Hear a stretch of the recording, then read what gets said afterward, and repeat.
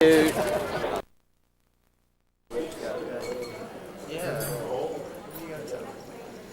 we're at the senior banquet. Cool.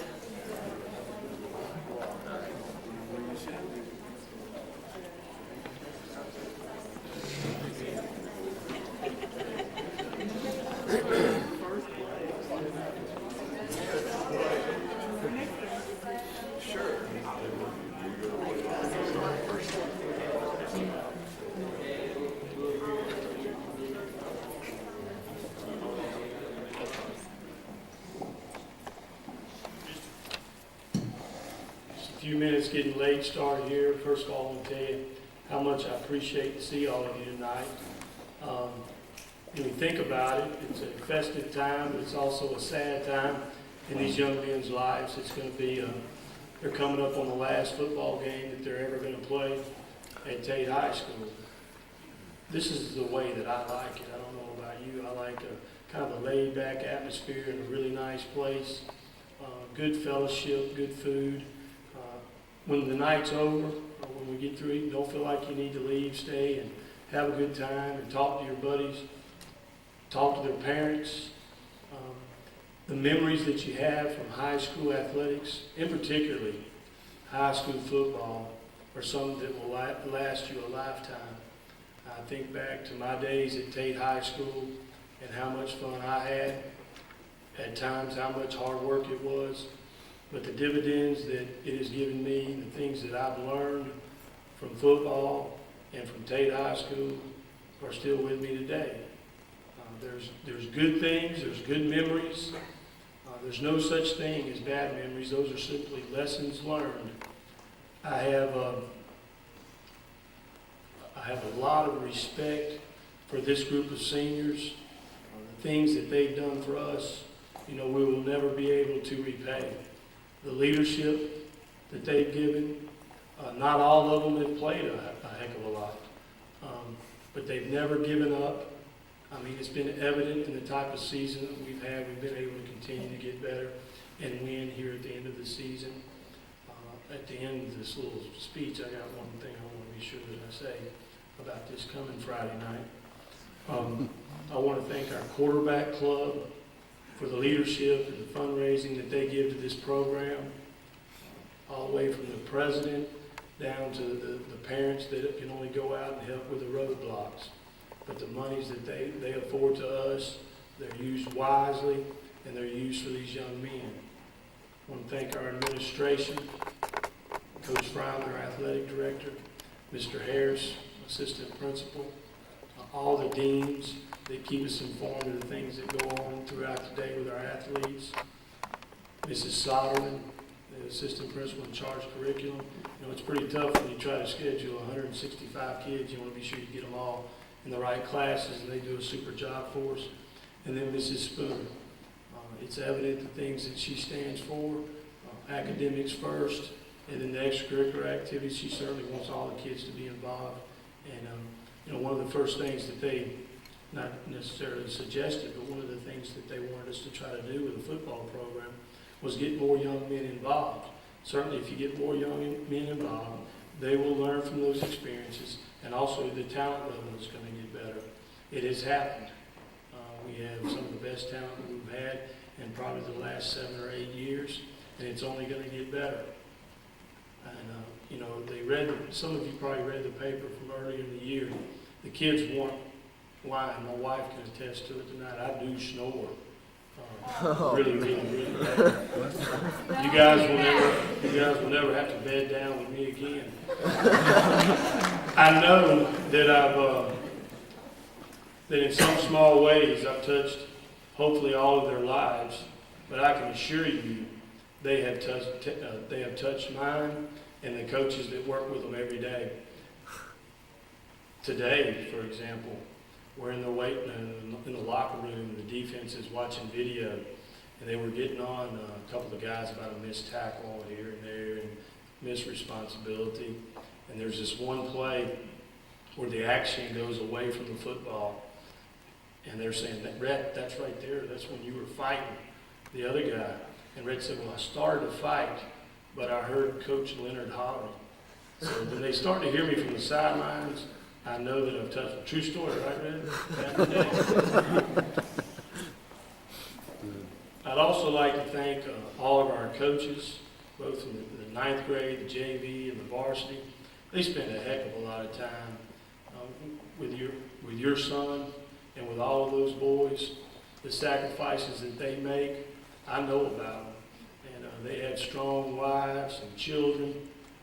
I want to be sure that they know how much I appreciate the job that they do. To the team, at the beginning of the year, we set some goals, some things that we wanted to accomplish. I'm going to share some of those with you. We were talking about offensive and defensive goals. It is comical, so don't be afraid to laugh. All right, Trevor, how many points can we hold them to on defense? Every game, what's our goal?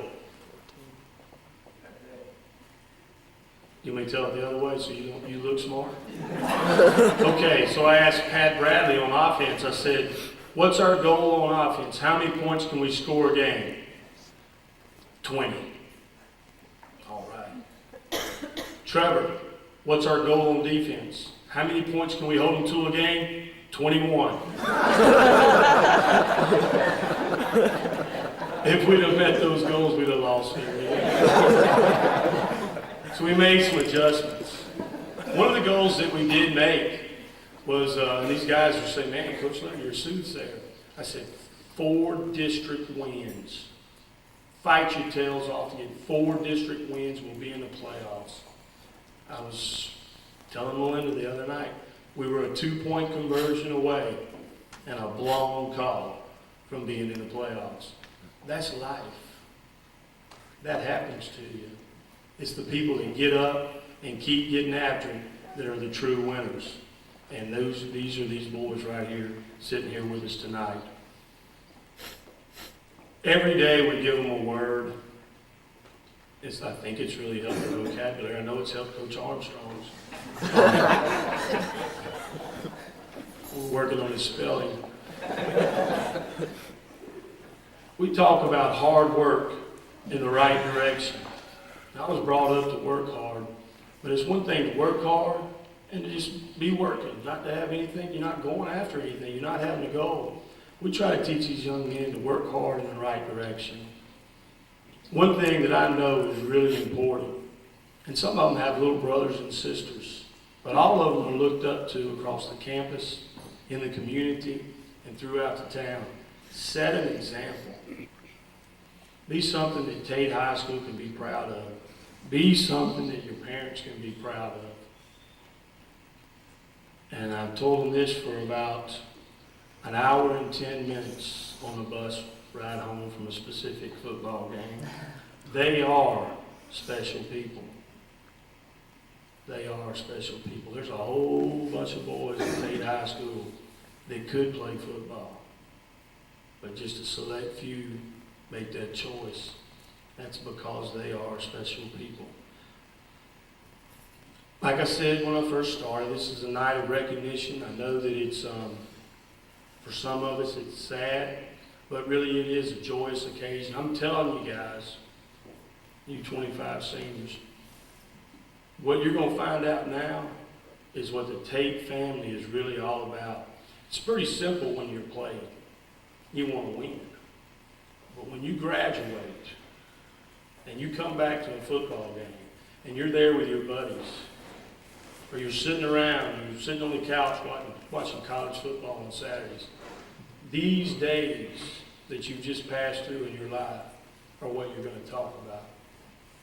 I just want to be sure that you know that you are a part of our family, that you are a Tate football player right now, and you will be for the rest of your lives.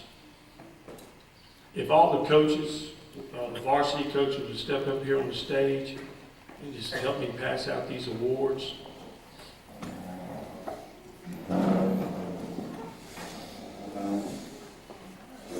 And this is one time because the food's going to be there. You don't need to wait until they're all up here. These guys come up here to clap. Each one of them deserves a separate round of applause. And Just want to be sure I told you that. We have a couple of guys that I know could not be here tonight, but I'm still going to mention their names. Joe Stevens.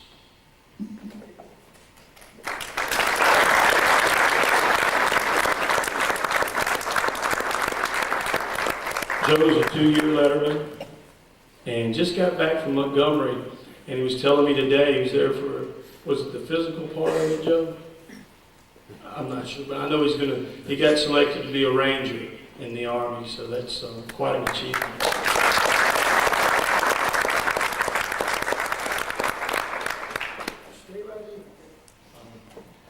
Sam Howard is one of the guys that couldn't be here tonight. He's a well-rounded person. His mom had already rented the tux for the all-county chorus, so that's where he's at. But he's a 3-year letter winner. He played in the first playoff game in 17 years here. He was a running back and been a linebacker, and he really is a true leader.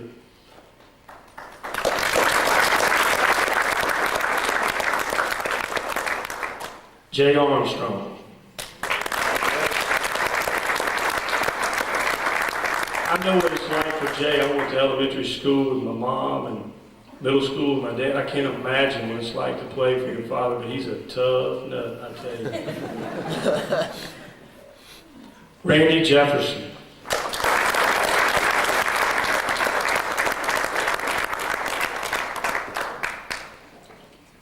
Randy's a 1-year letterman, plays wide receiver, was a member of the all-county JV team, done a super job for us. Next is John Skaggs.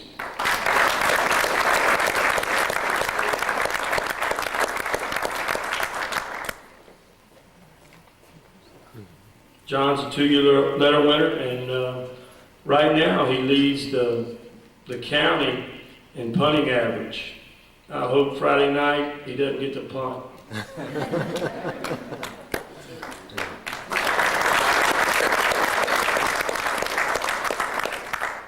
Pat Bradley.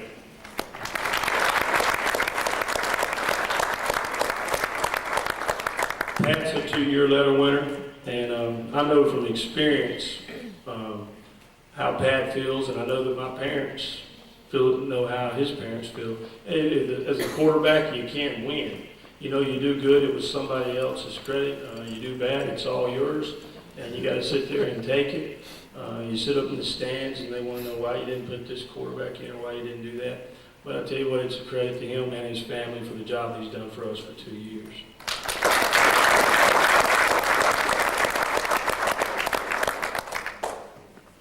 Juan Morissette.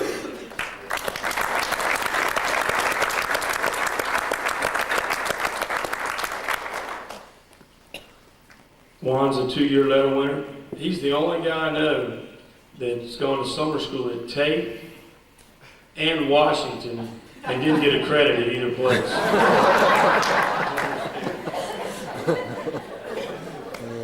Nathan Coverdale.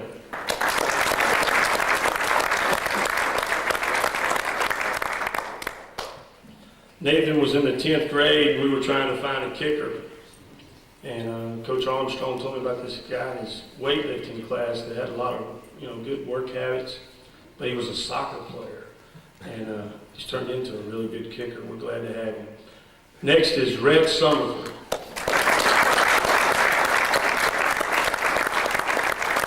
Red's a 3-year letter winner. He was a part of that playoff team 2 years ago. Has really stepped it up this year, become a leader, the type of leader that we knew he always could be. Time passes. It's odd. You start to see it outplayed for his dad. And Red has a lot of the traits that his father had. He's a hard worker and wants to be successful at whatever he does. Brandon Forbes.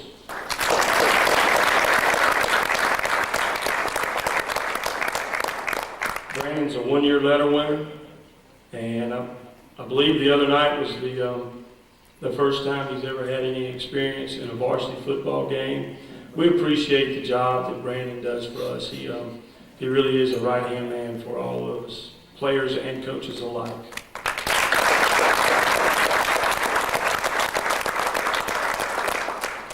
Richard Schultz. Richard's a two-year level winner. He was also a member of the All-County JV championship team that we had. He's having trouble. He's trying to make up his mind what he wants to be after he graduates from college. And it's either a preacher or a coach. And I told him they were both the same. You never make everybody happy. So Trevor Barksdale.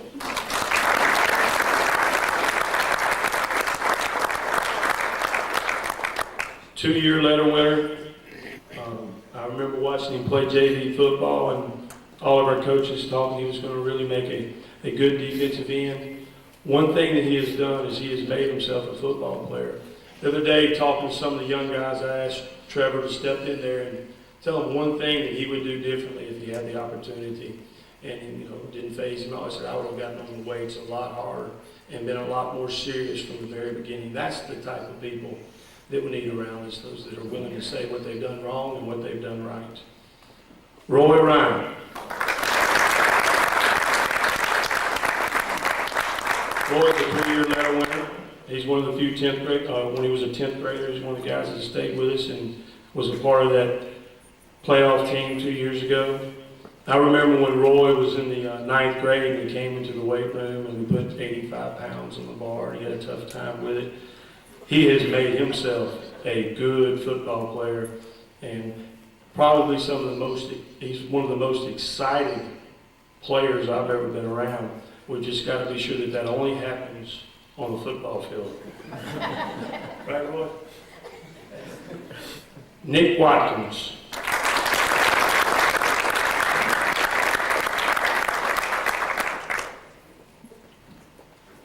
Nick's a 1-year letterman, works extremely hard.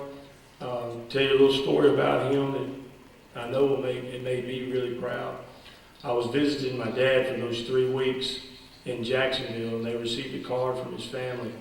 And on the left-hand side, there was a note from Nick, and he talked about when he was in the 7th grade, he had to give a speech, and he dressed up like my dad to give the speech. I don't know what it was about, but he talked about what an influence my dad had had on his life, and now the influence that I had had on his life, so that made me extremely proud.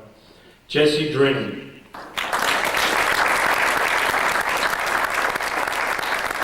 Jesse's a 1-year letterman. He was also a member of that JV County Championship team. He's always accountable. He's the guy that you can count on. He works hard at practice. He had a tough time this year. Jesse, what was it that was wrong with you while you missed a week? Ingrown hair. We'll leave it at that. Chad Hetherington.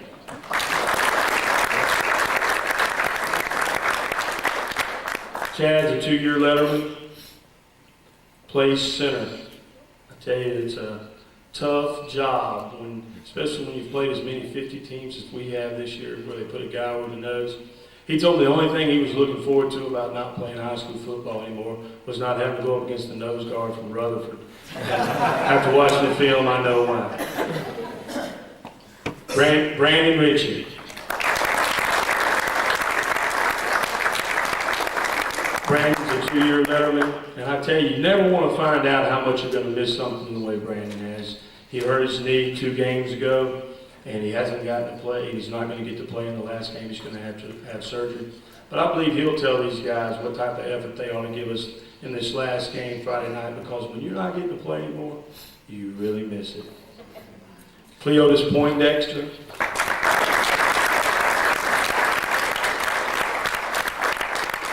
One-year letterman, and this is the truth, and I know Cleotis knows it because he's heard it from me probably at least 6 or 7 times. I said, Cleotis, you're never going to make it. You're never going to make it. You got a 1.9. At the end of the semester, you have a 2.1. Cleotis, you're never going to make it. He has gotten his GPA up, which makes me extremely proud, because that is what's most important. And Cleotis, you made it.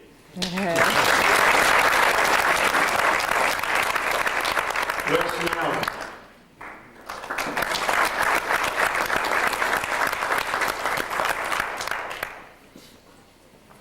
Wes is a 1-year letterman. I'll tell you what, you talk about kids that you respect. It's people like Wes that have not gotten to play a whole lot. Their junior year, they played junior varsity football because they wanted to get in the action. They wanted to try to get better. Wes has never complained. He's always a team player. And, that's our ultimate goal, to make these guys be model citizens, be good adults. He's going to be successful at whatever he decides to do. The next young man is having surgery tonight, I believe, Travis Molak. And couldn't be with us. About the 6th game of the year, he re-injured his knee. He's had knee trouble throughout the 4 years here in high school. But I want to be sure we give Travis a hand.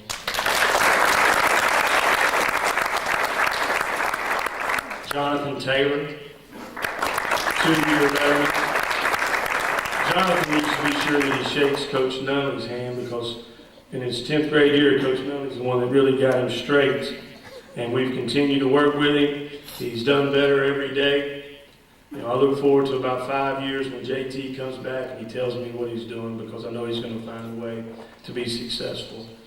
Shelby Snyder.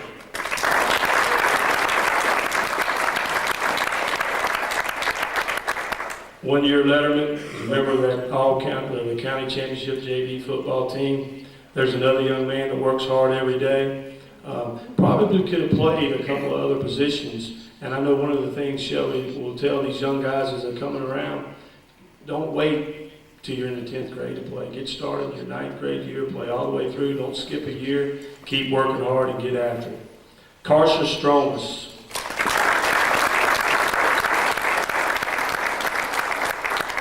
Three-year letter winner, also a member of the playoff team 2 years ago. As a 10th grader, I remember him making some really big plays for us, one in particular in that football game.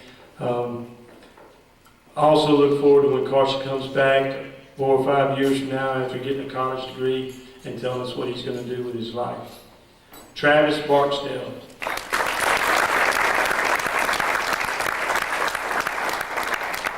Two-year letter winner. Travis has probably spent as much time in the dean's office checking out for allergies as any student we've ever had can take, but he's come a long ways. While all of them up here together, let's give them a round of applause.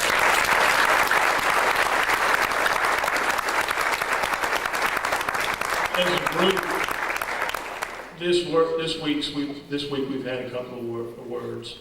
Monday was perpetuate, keep things going. You guys remember what today's word was? Rectify. Today's word was rectify. Set things right, make them correct.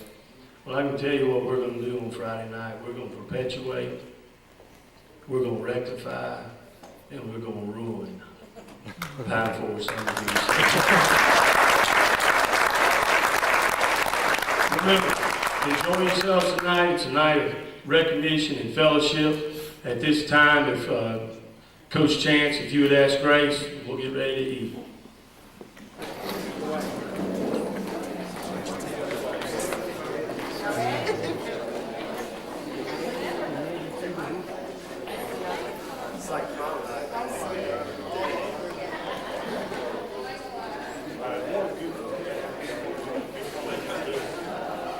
Which smile?